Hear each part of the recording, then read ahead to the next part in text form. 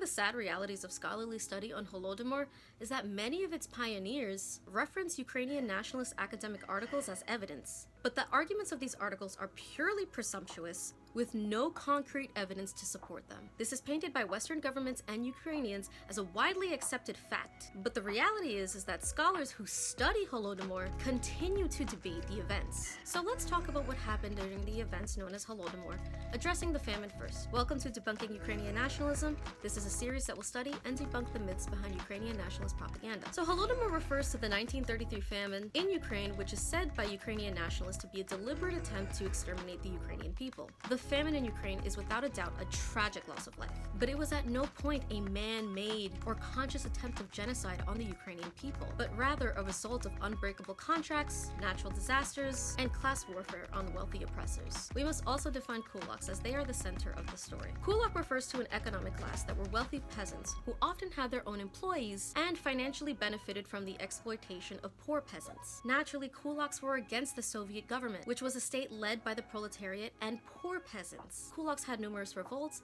and often collaborated with the nationalists and czarists to overthrow the worker state. As a result, they were seen as enemies of the proletariat. To understand the Soviet view on kulaks, we can look to the 1918 published Comrades, Workers, Forward to the Last Decisive Fight, written by Lenin, in which he states, "The class-conscious workers' program is the closest alliance and complete unity with poor peasants. Concessions to and agreement with the middle peasants, ruthless suppression of the kulaks, those bloodsuckers, vampires, plunderers of the people, and profiteers who batten on famine. That is the policy of the working class." The Soviets sought to eliminate serfdom and kulaks as a class, as they were a holdover of the feudal society, and the USSR needed industrialization to bring their agriculture to modern times. To eliminate the class, the Soviets created the Committee of Poor Peasants, which had appropriated millions of acres of formerly owned kulak land, and it socialized the land into kolkhozes, or farming cooperatives. Land itself was already nationalized in the USSR, but the workers of the kolkhozes would jointly own shares of production and even elected their own managers. So this began the policy of collectivization, which was set out to modernize and centralize production in the semi-feudal states. But of course, those with material power are not going to relinquish control without a fight. What unfolded in Ukraine was a deliberate class warfare against the worker state and a wealthy elite that sought to maintain its ability to exploit poor peasants. Like and watch for part 3.